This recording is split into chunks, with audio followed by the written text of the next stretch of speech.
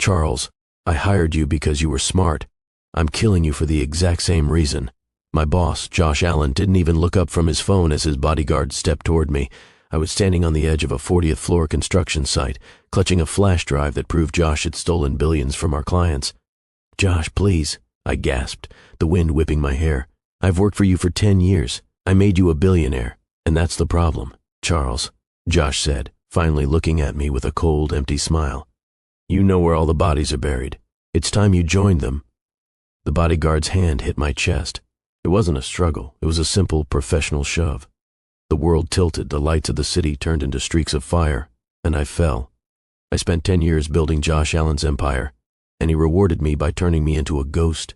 Imagine being murdered by the man you made rich, only to wake up with the power to take it all back. If you've ever been used by a boss who treated you like a tool, hit that subscribe button right now. We're about to show you why you should never push a man who has nothing left to lose. Drop a payback in the comments if you're ready for the rebirth. Gasp. I didn't hit the pavement. I hit silk sheets. I bolted upright, my heart hammering against my ribs like a trapped bird. I wasn't on a cold street in Manhattan. I was in a bedroom larger than my entire old apartment. Crystal chandeliers hung from the ceiling, and the air smelled of expensive cologne and old money. I lunged out of the bed and ran to the mirror. I didn't see the balding, exhausted 35-year-old analyst I used to be. I was staring at a 23-year-old with a jawline like a movie star and eyes that had never known a day of hunger. I was Charles Wiggins III.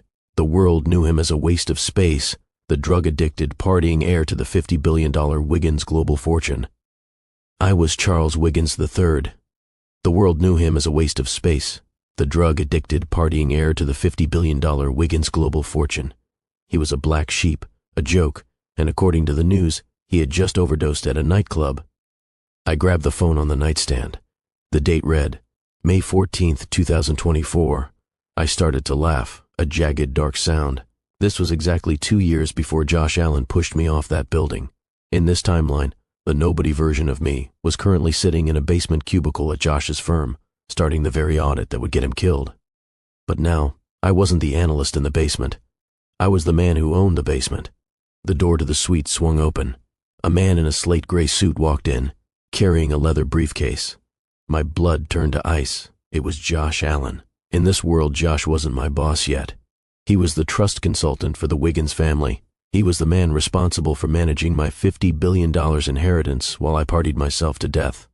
Charles, you're lucky to be alive, Josh said, his voice dripping with fake oily concern. That overdose nearly cost us the quarterly filing. If your grandfather hears about this, he'll disinherit you for good. He pulled a document from his briefcase and slid it across the marble table. I've prepared a power of attorney. Sign it, and I'll handle the board members so you can go back to your hobbies. You don't want to worry about money, do you? I looked at the paper. In my past life, the real Charles III probably signed this, giving Josh the keys to a $50 billion vault. Josh had been robbing my family for years before he ever met the analyst version of me. I picked up the fountain pen, but I didn't sign. I looked Josh straight in the eyes of my murderer. Josh, I said, my voice sounding like velvet and steel. I've been thinking about the firm's offshore accounts. The ones you're using to hide the $200 million you lost in the logistics merger last month. How's the weather in the Cayman Islands this time of year? Josh's face went from pale to ghostly white. The pen in his hand shook for a fraction of a second. I don't know what you're talking about, Charles. You've clearly had a reaction to the medication. Oh, I've never been clearer, I replied, leaning back and propping my feet up on the table. I'm not signing your paper, Josh. In fact, I think I'm going to take a very active interest in the family business. And since you're our consultant, you're going to help me dismantle everything you've built. Josh stared at me for a long beat, his eyes searching mine for any sign of the idiot he had been managing for years. He didn't find him. He found a man who knew his darkest secrets. Without a word, he packed his briefcase and backed out of the room, his composed mask finally cracking. I didn't waste a second. I needed to move before Josh could consolidate his power. I called for my driver and had him take me to a place I knew better than my own name, the headquarters of Allen Financial. Walking into that lobby as a Wiggins was a surreal experience. In my past life, security used to make me wait 30 minutes just to get through the turnstiles. Today, the head of security practically bowed as he escorted me to the private elevator. I bypassed the executive floor and hit the button for the basement, the analyst pits. I stepped out into the familiar smell of stale coffee and humming servers. There, in the far corner cubicle, sat a man with a hunched back and a cheap tie. It was me, the old Charles. He looked exhausted, buried under a mountain of spreadsheets that Josh had assigned to him. "Can I help you, sir?" the old Charles asked, squinting up at me. He had no idea he was looking at his own future. "Just checking the foundations," I said, my heart aching. "Trigger the sell-off," I heard Josh say through. I reached into my pocket and pulled out a business card for a boutique investment firm I'd just registered an hour ago. "You're wasting your talent here, Charles. If you ever want to see what $1 billion actually looks like, call the number on this card." I walked away before he could respond, leaving my past self stunned. I had a bigger mission. I went straight to the Wiggins Global Data Center. I needed to see exactly how Josh was draining the family trust. Using the master override codes that only the Wiggins bloodline possessed, I accessed the shadow ledger. Josh was clever. He wasn't just stealing cash, he was using short sell triggers on Wiggins' own subsidiaries. He would leak bad news about a company, watch the stock tank, and then buy it back through a shell company named Apex Ventures. "He's using my family to kill my family," I whispered. I sat at the terminal and began a countershort. I knew that tomorrow at 9:00 a.m., Josh was planning to tank a logistics company called Skybound to buy it for pennies. I didn't stop the leak. Instead, I used $500 million of my personal liquidity to buy every single share of Skybound available on the dark pools. When the market opened, Josh would expect a crash. Instead, he would find a short squeeze of biblical proportions. I was going to force him to buy back the shares he didn't own at 10 times the price. I was going to bankrupt his shell company before lunch. As I finished the trade, my phone buzzed. It was a text from an unknown number.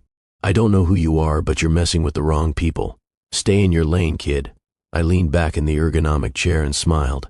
"The lane is mine, Josh. I'm just letting you drive in it for now." I looked at the screen one last time. The trap was set. Tomorrow, Josh Allen would lose his first $200 million, and that was just the interest on the debt he owed me for my life. The clock on the wall of my private study ticked toward 9:30 a.m. On my left monitor, the Skybound stock ticker was a stagnant line of gray. On my right, I was watching Josh Allen's private trading floor via a hacked security feed. He was leaning over a terminal, surrounded by his top brokers, a smug grin on his face. He thought he was about to execute the heist of the century. Audio feed. Dump 50,000 shares. Now. Market opened. The red bars started to cascade. Josh's team began flooding the exchange with sell orders, trying to create a panic. They wanted the world to believe Skybound was a sinking ship. But they didn't realize I was the ocean.br first. Tapped a single key on my laptop. My $500 million limit buy order went live. Every single share Josh dumped was instantly swallowed by my anonymous account. The price didn't drop. It hit a floor of $45 and stayed there like a stone wall. "Hat's happening," Josh screamed, his voice cracking. "Why isn't it moving?" "Dump more. All of it." Dumped another 100,000 shares. I bought them all. Within 10 minutes, Josh had sold shares he didn't actually own, a naked short, expecting to buy them back for $10 later. But there were no shares left to buy. I owned them all. BRT, E-ticker turned green. Then it turned vertical. $50, $70, $110. Josh's screen began flashing bright red. "Margin call," the automated voice of his clearinghouse announced.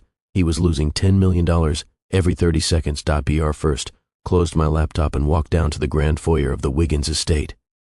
10 minutes later, a black SUV screeched to a halt in the driveway. Josh Allen burst through the front doors, his face purple with rage, his tie hanging loose around his neck. "What did you do?" he roared, lunging toward me. My new security team, men I'd hired away from a private military firm that morning, stepped in his way like a brick wall. "Don't know what you mean, Josh," I said, calmly sipping a glass of iced tea. "I thought you were the financial expert. It looks like you had a bad day at the office. You bought those shares. No one else has that kind of liquidity. You just cost Apex Ventures $200 million. Apex Ventures? I tilted my head, feigning confusion. Isn't that the shell company you told the board didn't exist? The one you said was just a rumor started by disgruntled analysts? Josh stopped mid-sentence. The realization hit him like a physical blow.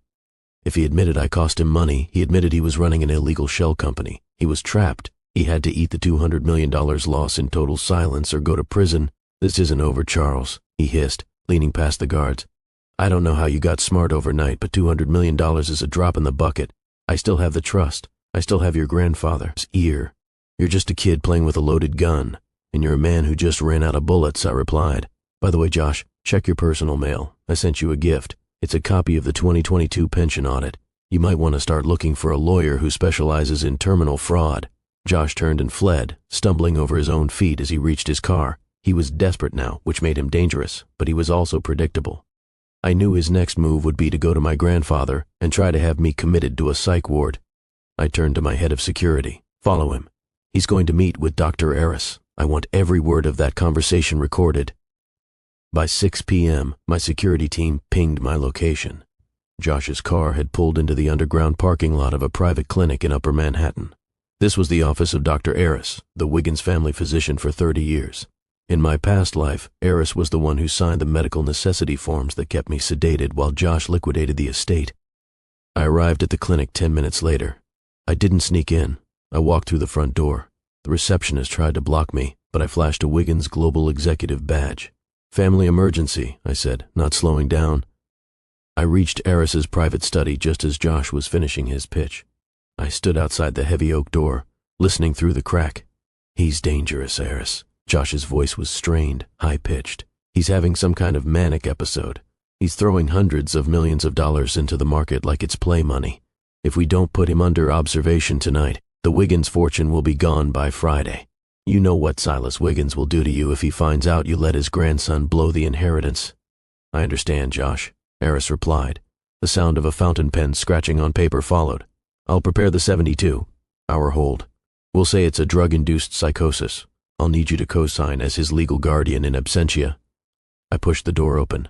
The sound of the hinges was like a gunshot in the quiet room.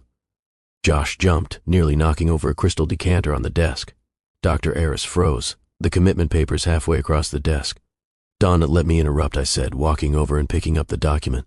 I looked at the signature line. "Drug-induced psychosis. That's a bold diagnosis, doctor, especially considering I haven't even given you a blood sample yet."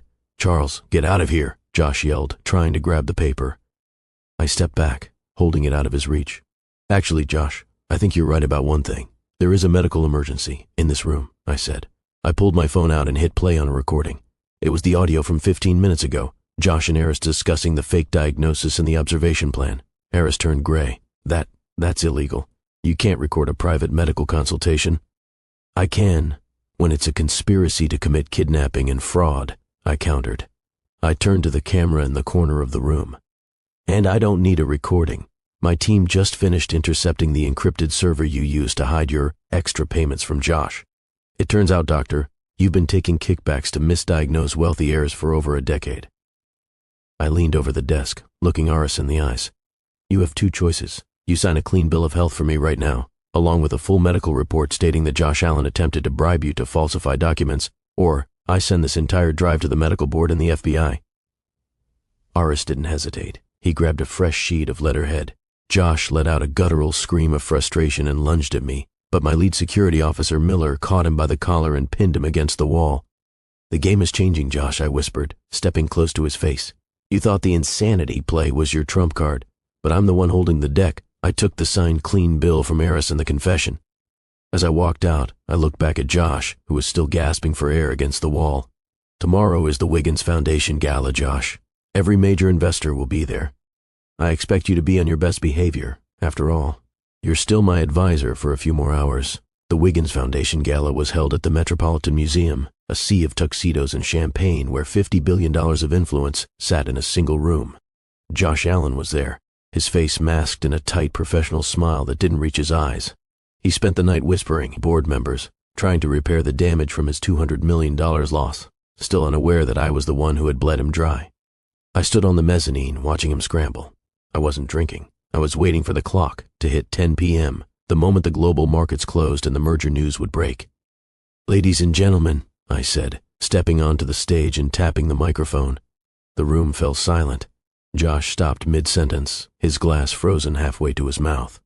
"Tonight, we don't just celebrate the Wiggins legacy. We celebrate its evolution." I gestured to the massive screen behind me.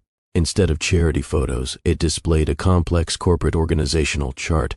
At the top was Wiggins Global. Below it, in a bright red box, was Allen Financial. "I am pleased to announce that as of 4 minutes ago," I continued, "Wiggins Global has completed a hostile takeover of Allen Financial. We have acquired 51% of the voting shares, effective immediately." The room erupted. Josh's glass shattered on the marble floor. He pushed through the crowd toward the stage, his face a mask of pure terror.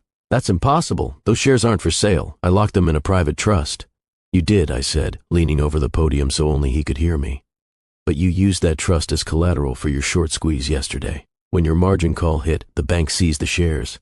I was the only buyer standing in the dark pool. I turned back to the audience, my voice booming. And because Josh Allen has always been so passionate about the community, his first act as my new employee will be to oversee the liquidation of his own firm. Every asset of Allen Financial is being folded into a new nonprofit, the Rebirth Initiative. Josh looked like he was having a stroke. The high society guests he had spent years trying to impress were now looking at him like he was a stray dog. He had gone from a titan to a mid-level manager in a charity project in 60 seconds. "You can't do this," Josh screamed, his voice cracking. "I'll sue. I'll tell the board you're unstable." "The board already has the report from Dr. Harris," I said, stepping down from the stage and walking right up to him. I leaned in, whispering in his ear. "And they have the 2022 pension audit. If you say one more word, I don't just take your company. I take your freedom. You have 10 minutes to clear your desk, Josh. Silas Wiggins doesn't like his employees making a scene." I watched as security escorted him out of the museum in front of the world's most powerful people. He wasn't just broke, he was a pariah. But I wasn't done. I looked across the room and saw the old Charles, the analyst version of me, standing by the buffet, looking confused and intimidated by the wealth. I walked over to him and handed him a folder. "Tomorrow morning, 8 a.m. You're the new head of research for the Rebirth Initiative. Don't be late." My past self looked at the folder, then at me. "Why me?" "Because," I said, looking him in the eyes, "you're the only one in this room who knows what it's like to fall." Josh Allen didn't go quietly. 3 days after the gala, he was a ghost haunting his own life. His credit cards were frozen, his penthouses were seized, and the investors he had borrowed from to fund his short sell were now looking for blood. He had nothing left but a stolen keycard and the cold, sharp memory of the man he thought he killed. I was at the Wiggins Global headquarters, sitting in the office that used to be his.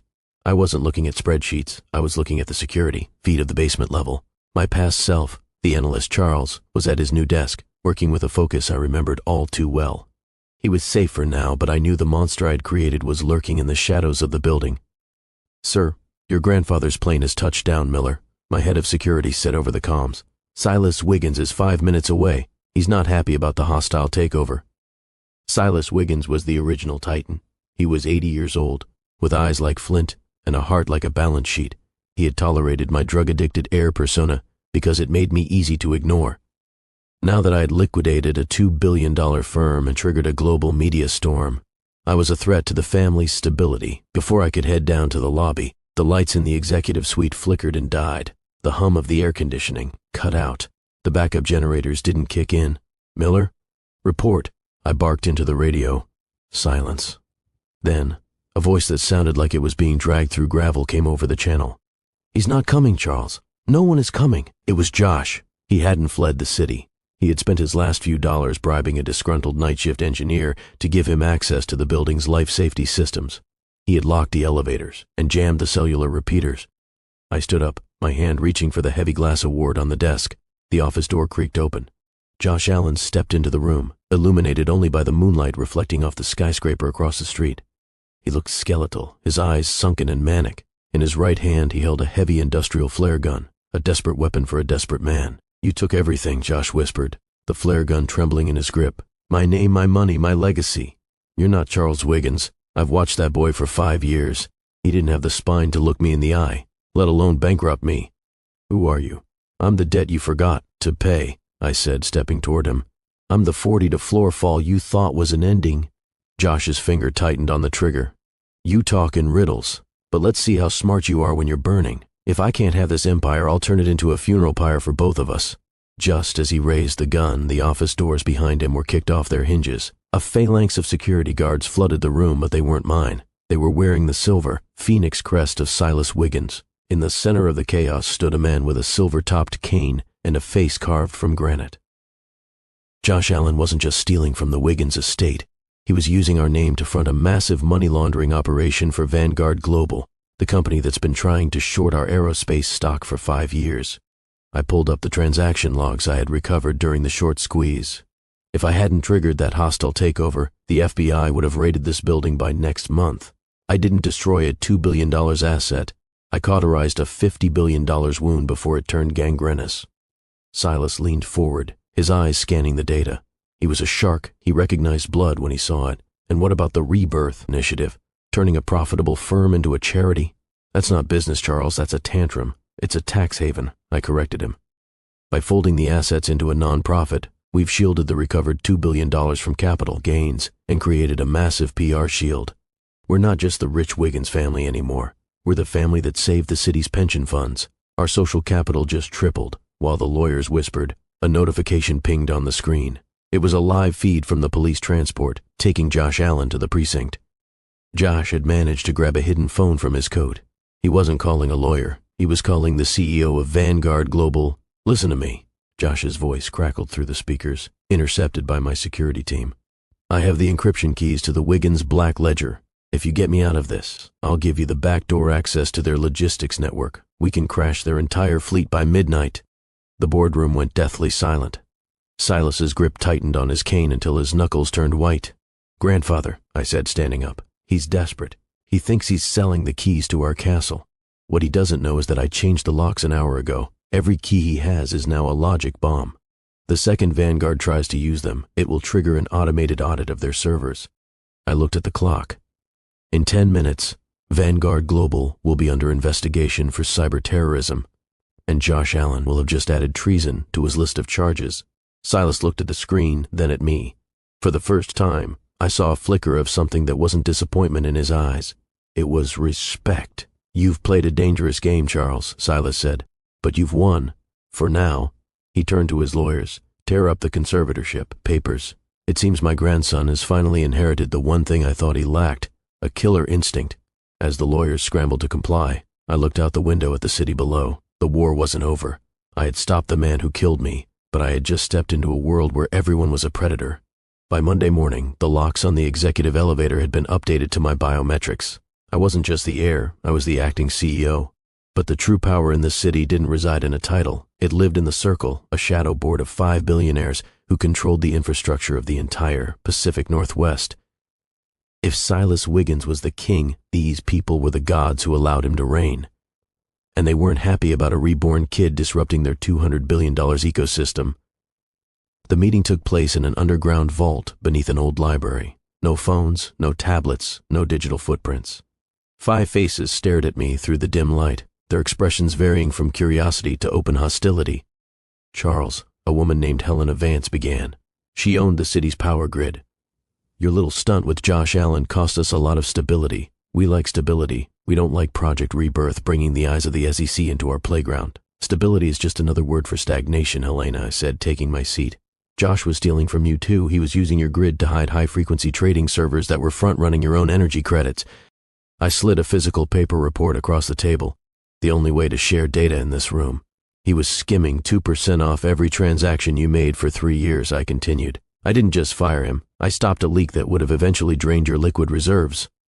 The room shifted. The hostility didn't vanish, but the greed took over. These people didn't care about Josh's life. They cared about their margins. Even if that's true, a man named Sterling, a real estate mogul, growled, "You've made yourself a target. Vanguard Global is looking for revenge. They don't lose quietly. They play dirty, Charles. Physical dirty."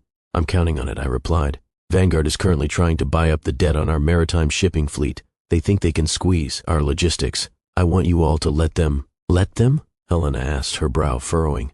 "You're asking us to let our main rival buy into the Wiggins supply chain?" "I'm asking you to sell them the debt at a premium," I said, a cold smile touching my lips. "What Vanguard doesn't know is that the shipping fleet is a Trojan horse. Every vessel is being outfitted with the Icarus sensors I developed in my previous studies. By the time they realize the debt they bought is tied to a fleet that's about to be rendered obsolete by my new drone-link tech, they'll be holding $10 billion in worthless paper." The shadow board looked at the plans. They saw the genius in the trap. I wasn't just defending, I was inviting the enemy into a house I had rigged with explosives. "And what do you want in return, Charles?" Sterling asked. "Simple," I said. "I want full autonomy. No more conservatorship whispers. No more trust consultants. You back me or I show the SEC exactly how Josh Allen was hiding those HFT servers on your grid." It was a classic Wiggins move, an olive branch in one hand and a knife in the other. They had no choice but to agree. As I walked out of the vault, my phone vibrated. It was Miller.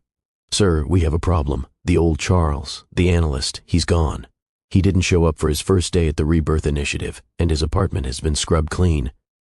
My heart stopped. I had focused so much on the corporate war that I had left my most vulnerable point, my own past, unprotected. Vanguard hadn't gone for my bank accounts. They had gone for the man I used to be. Panic is a luxury I couldn't afford, but as I stepped into my past self's empty apartment, the smell of ozone and bleach told me everything. This wasn't a standard kidnapping. It was a professional extraction. Vanguard Global had realized that the key to my sudden transformation might lie in the connection between the $50 billion heir and the basement analyst. "Miller, tell me you have a ping," I said into my comms, my voice vibrating with a cold fury. "His phone was crushed in the lobby, sir," Miller replied. "But we've got a hit on a black van with government-grade plates heading toward the industrial docks. They aren't going to a safe house. They're going to a container ship." I knew exactly what they were doing. Once they got the old Charles onto international waters, they would torture him until they figured out why a billionaire heir was so obsessed with a nobody analyst. If they discovered the rebirth secret, my leverage over the world would vanish instantly. I didn't call the police. The police were on the Wiggins payroll, but Vanguard had the port authorities in their pocket. Instead, I activated the Project Icarus prototype I had been installing on the Wiggins shipping fleet. "Miller, I want a remote lockout on Dock 42. Drop the crane magnetized loaders, now." We arrived at the docks just as the black van was boarding a massive freighter. I didn't wait for the security team. I pushed the gas on my armored SUV, ramming the van's side just as the doors opened. Josh Allen's lead mercenary, a man I remembered from the night of my original death, stepped out of the van, leveling a suppressed submachine gun at my windshield. I didn't flinch. I hit a button on my console, and the Icarus drone hovering 500 feet above emitted a high-frequency acoustic pulse. The mercenaries collapsed, clutching their ears as their equilibrium shattered. I kicked my door open and pulled the old Charles out of the van. He was shaking, his eyes wide with a terror I knew intimately. "Who are they?" he gasped, his voice cracking. "Why do they want me?" "Because you're the most important man in the world," I said, handing him over to Miller. "And because I'm never letting them touch you again."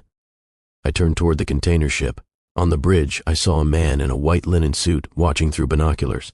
The CEO of Vanguard Global. I raised my hand, holding up a small black remote. I didn't press it. I just let him see it.